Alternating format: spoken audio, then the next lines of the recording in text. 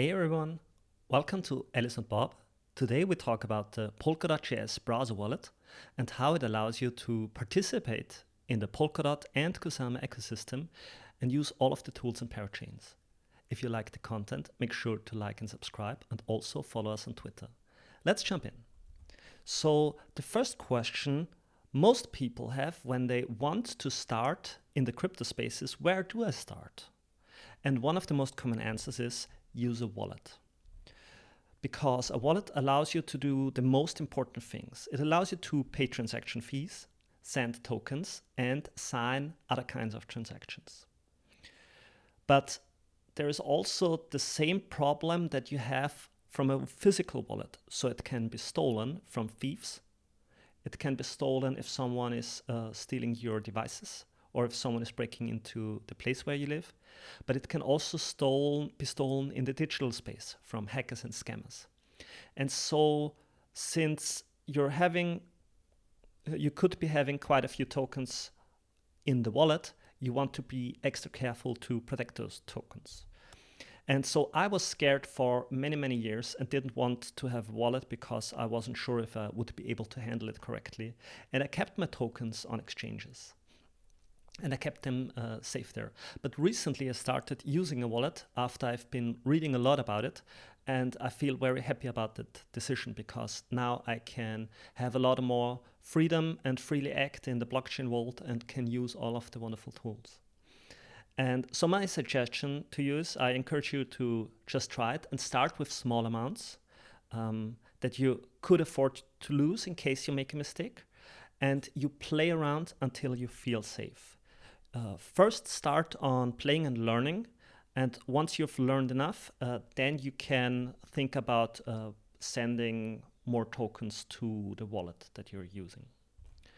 So what I want to show you now is how to install the Polkadot.js browser extension, how to create a wallet inside, how to keep it safe, because that's very important, and how to use it on the portal and on a parachain.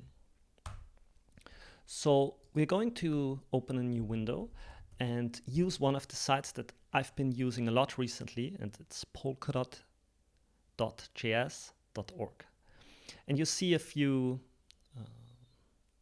links here, and one of the links says extension. So when you click it, it takes you to the Polkadot.js extension website. And it shows you the kinds of downloads it offers. So currently it offers a download for Firefox and a download for Chrome. The browser I'm using today is Brave, and it's based on Chrome. So I'm clicking Chrome, and I'm taken directly to the Chrome Web Store. And what I want to make sure, okay, I have it installed, I remove it now. What I want to make sure is that it's the right publisher who offers the extension. So Polkadot.js, that's right. And so I click Add to Brave, or it could be Add to Chrome or Add to Firefox.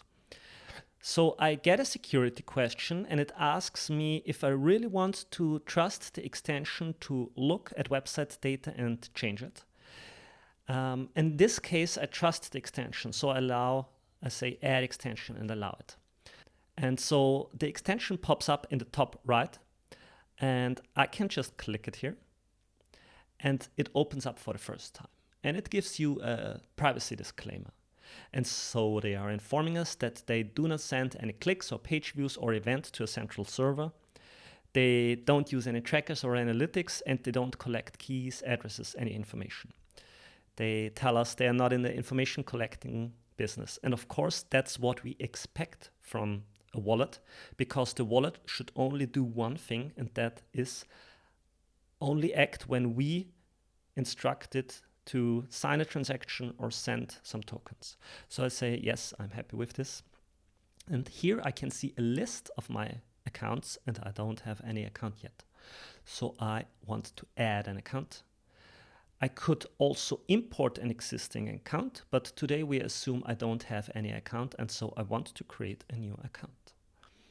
So, and a wallet is basically like the password that you use on the internet on any other system.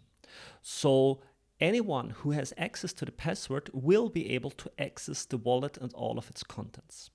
So you want to protect this password like you would want to protect your wallet. You don't hand it to anyone. You never send the seed, the private key, the password, this thing here. You never send it to anyone. You only keep this to yourself. But what you also want to make sure is that you don't store it in a single place only. Let's say I only have this seed on this computer and my hard drive crashes, or it gets destroyed in any other way. I have a virus maybe. I cannot access the wallet anymore. And so what you want to make sure is that you use this pre-generated password and write it down at a safe place. Why is it pre-generated? The wallet wants to make sure that it's a very secure password. If someone would type in password or 1234, it would be not a very safe password, and any hacker could claim the keys from the tokens from the wallet. And so they generate a very complex password, and it's a new password every time randomly generated when you open the screen. So right now you see negative thumb unaware. If I just cancel this and I create a new account, it's a different password. Cancel, new account, it's a different password. And so it's a mnemonic seed with the idea that in theory, if you want, you can just memorize this. You could memorize this password and keep it just in your head. You can also keep it at different places.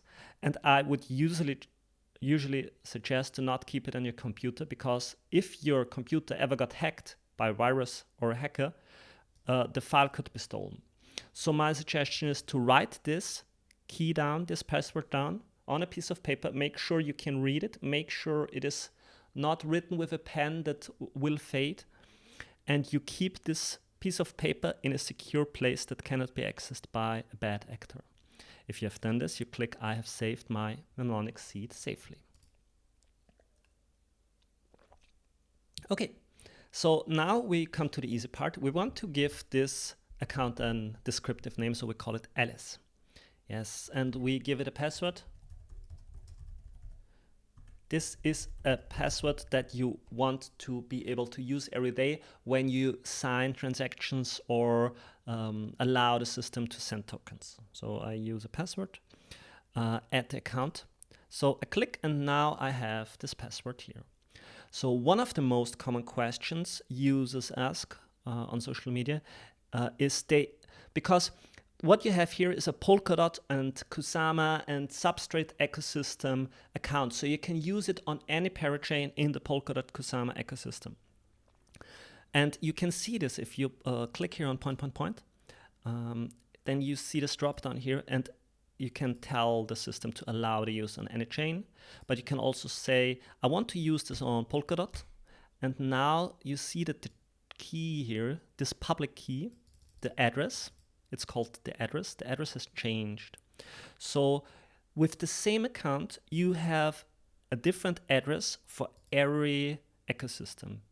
This gives you more privacy because just by looking at the address, users cannot tell that this address belongs to the same user. So you could have a little bit more privacy by just using those different addresses in different systems. Okay.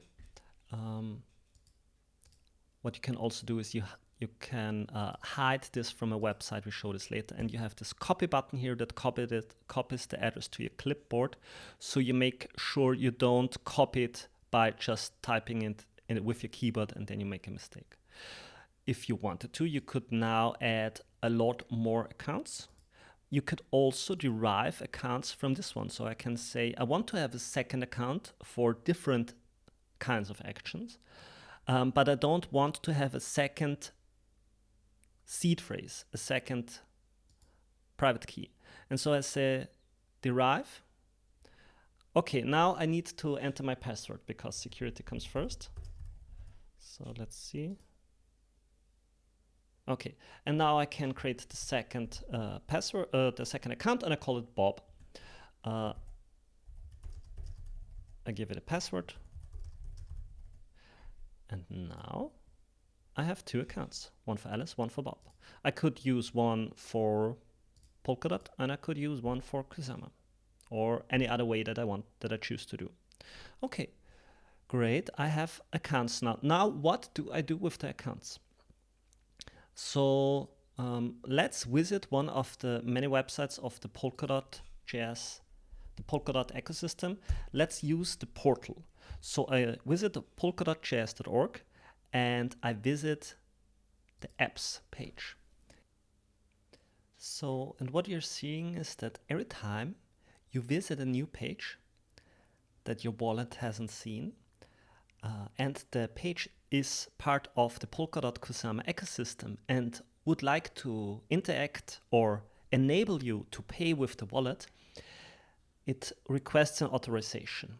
And this basically just means, am I allowed to see the public addresses of your accounts? So the page knows who is visiting, but it's not dangerous from a security perspective. It's just a privacy issue. Do you want to let the website know that you're visiting? Okay, in this case, it's the portal and the trusted. So I say yes, allow this application access. And so the portal, this would be another video, so we don't look at it in too much detail. But what I want to do is want to look at the accounts page. So what the portal does is it does let me look at everything that is happening on the Kusama or Polkadot blockchain. Right now we're looking at the Kusama blockchain. And what I can do here is I can see my accounts. So I can see Alice and I can see Bob. And what you're seeing here is that they are injected. So what this means is they are injected from the browser extension. They don't live on the website, and if you would visit the website from a different device, these accounts would not be known to the website. They are only known to the website from the extension. So if you would want to use them on a different device, you would have to install the extension there, import from the seed phrase, from the mnemonic seed, your accounts, and then they would be visible. You can also use different types of accounts, not injected ones, but maybe a ledger, so a physical crypto wallet. And there is also the possibility to add an account within the website, but this is not very secure because the moment the website forgets you, this could be lost. So you want to use your extension in most cases. Okay, what I did in secret when you were not looking is I sent a little bit of KSM to Alice so that we can use this now for an experiment, and I show you how we can send tokens and sign transactions. So the idea is Alice wants to send tokens to Bob. She wants to send half her tokens. One way to do this is to visit the portal, look at her account, and then click send. Alice wants to send, so we look up Alice and we click send. And because we have both addresses here, we just get them suggested. If it would be any other address, we would just have to paste it here. And what we want to do is we want to send the half of 0.1, so that's 0.05. So there is this existential deposit where you might be asking, what does it mean? It means the minimum amount of deposit you need to have in an account for it to be allowed to exist. This is described in micro KSM. So that's 1 micro is a millionth of a KSM. So it's a very little amount. But the idea is we don't want to have a lot of accounts that are very small. When they are getting too small, they get deleted because else they might clog up the blockchain with a lot of memory that we need to keep of accounts that might no longer be used. So there always needs to be an existential deposit in your account. You need to remember this. But we are sending 0.05, that's safe. We want to make the transfer, and now the page is asking us to sign and submit the transaction. And it tells you there will be a fee. So every transaction that happens on the blockchain is having costs. And in this case, it's 152 micro KSM. So a millionth of a KSM and then 52 of that. I'm happy to pay that transaction fee, and in the beginning it's a little bit strange, but you will get used to calculating in micro KSM or milli KSM. Milli KSM is 1,000th piece. Okay, I'm happy to pay the transaction, so I say sign and submit. And all of this happens within the web page. The web page prepares the transaction and now asks my browser extension to allow this.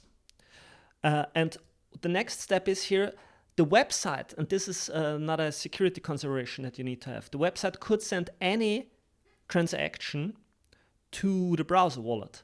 And so the only thing that you can trust when you visit a lot of different websites is your extension. That's the only thing that is staying constant.